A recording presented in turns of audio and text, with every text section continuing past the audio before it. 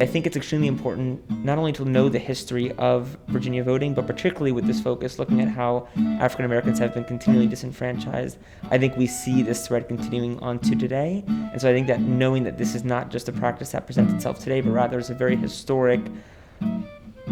long-winded struggle that has been afflicting the African American community for so long is really important to know and to understand and to begin to kind of comprehend.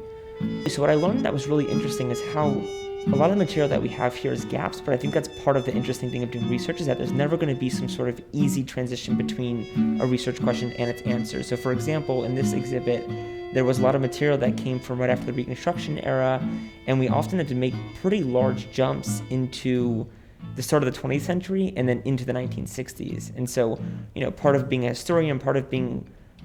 a part of a curation of an exhibit is really giving the material that you have, trying to do the best that you can to curate a story, curate a narrative, and bring the history all throughout to hopefully get to the present and engage the audience with the question that you're trying to ask.